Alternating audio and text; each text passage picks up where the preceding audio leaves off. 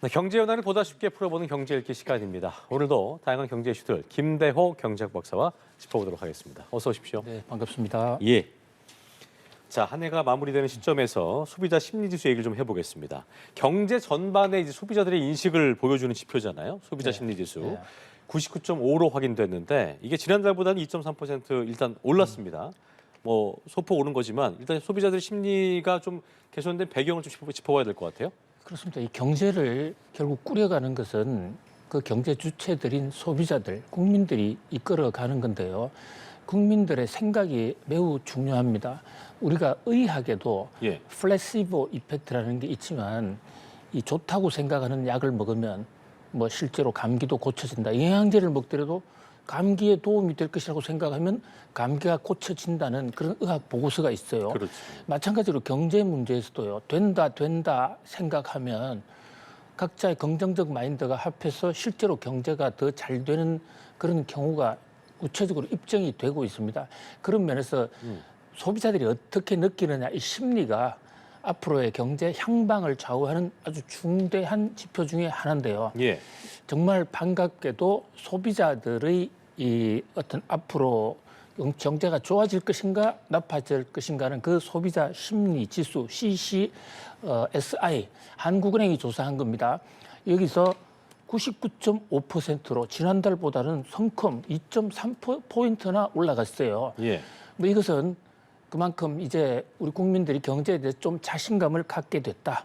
이렇게 보여집니다. 물론 아직도 100이 넘어야 종전보다 더 낫다. 이게 100이거든요. 그렇군요. 종전보다는 못하지만 하락세가 상당히 둔화됐다. 이렇게 볼 수가 있겠습니다. 예, 거의 100에는 근접을 했기 때문에 네. 좋은 쪽으로 해석을 좀 해보겠습니다. 자, 그리고 소비자들의 향후 1년 소비자 물가 상승률 전망을 보여주는 기대 인플레이션율 이게 이제 1년 8개월 만에 요건 가장 낮은 수준으로 떨어졌거든요.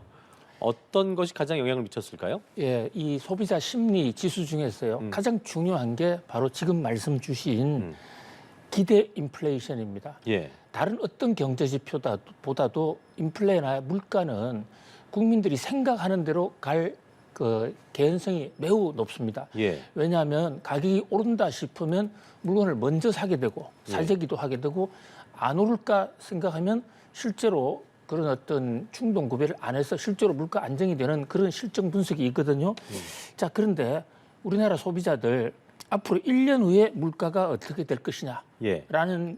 그 기대 인플레이션에 대해서 3.2로 잡았습니다.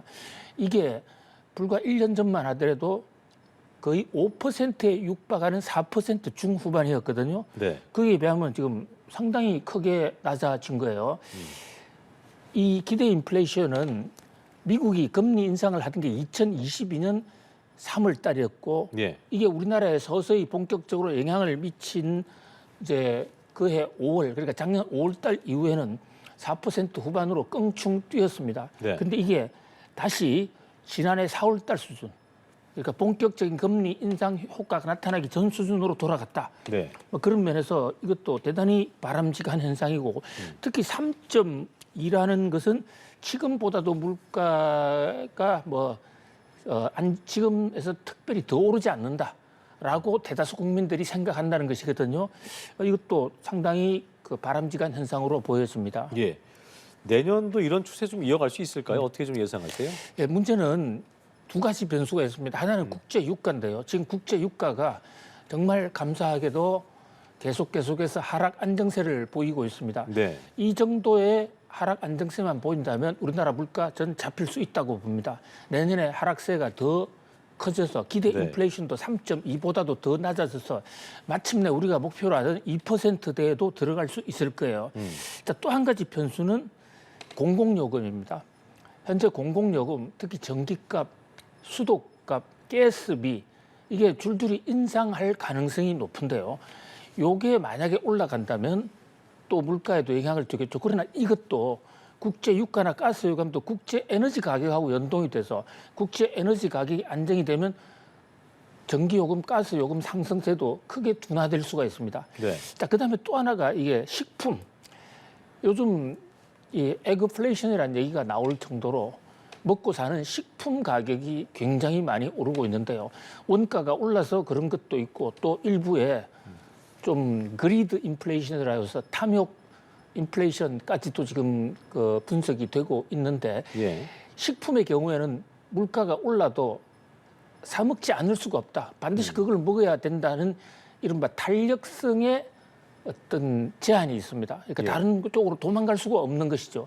바로 그런 때문에 물가가 오를 때는 식품 가격이 다른 쪽보다 좀 더 오르는데 이 세 가지 변수, 식품, 공공요금, 국제 유가 이게 앞으로의 물가 향방을 좌우할 거. 그중에서 또 가장 중요한 것은 국제 유가다 이렇게 말씀드릴 수 있습니다. 그렇겠네요. 자, 금리 수준 전망 지수 좀 살펴볼게요. 119에서 107로 꽤나 하락을 많이 했는데 일단 이 지수가 내려온 것은 지난 한 달 사이에 금리 하락을 전망하는 비중이 좀 크게 늘었다는 의미이기도 한데요. 최근에 이제 기준금리 인하 신호탄을 쏘아 올렸던 제롬 파월 연준 의장의 발언이 영향을 미쳤다 이렇게 볼 수 있을까요? 그렇습니다. 결정적이라고 볼 수가 있습니다. 제롬 파월 연준 의장이 12월 달 FOMC 끝나고 나서 이제 금리가 정점을 찍었는 것 같아. 예. 그리고 내년 가서는 금리 인하도 할 수 있다라는 그 한마디. 그동안에 계속 강경해서 금리 인하는 시기상조다 했던 데에 비해서 굉장히 급진전한 것이거든요. 예. 그렇게 되니까 미국의 금리 인하하면 우리도 시차는 있지만 우리도 금리 인하를 할 것이다라는 그런 기대가 확산이 돼서 앞으로 금리가 어떻게 될 것이다라는 것에 대해서 종래에는 119였는데 이게 107로 뚝 떨어졌어요. 그런데 이것은 앞으로 금리가 인하가 된다고 하려면 이게 100 안으로 떨어져야 되거든요. 예. 그러니까 107이라는 얘기는 아직은 금리가 더 이상 오르지 않는 것은 확실한데 금리가 떨어진다라고는 우리 국민들은 아직 생각하지 않는 것 같습니다. 높은 상태로 유지될 수 있다. 예, 더 이상 오르지 않는다. 예. 그렇군요. 알겠습니다. 100 밑으로 내려오길 좀 기대해 보겠고요. 자, 주택 가격 전망 지수 같은 경우는 9포인트 내린 93을 기록했는데 이게 1년 뒤에 집값 하락을 예상하는 소비자 비중이 상승을 예상하는 사람보다 많다는 의미인 건데 이건 어떤 흐름이라고 해석을 해야 될까요? 그렇습니다. 다 좋아졌는데 앞으로 집값에 대해서는 소비자들의 전망이 오히려 더 나빠졌습니다. 앞으로 집값이 오를까 내릴까 하는 쪽에 내린다는 쪽에 훨씬 더 많았습니다. 지수가 93인데요. 지난달에 비해서 9%나 뚝 떨어졌거든요. 지난달까지만 해도 오른다 쪽이 조금 많았는데 이번 달에는 내린다 쪽이 크게 많아졌습니다. 예. 자, 왜 이런 현상이 생겼을까?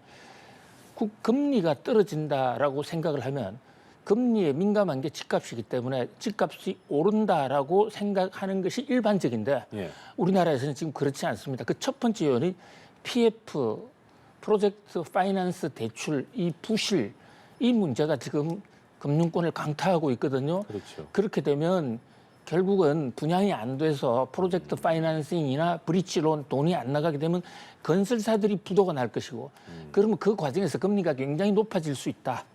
그러면 결국은 집값은 건설사들이 집을 짓지 못하게 되고 예. 주택담보대출도 하지 못하게 되거나 하더라도 금리를 올릴 것이 아닌가라는 그런 우려.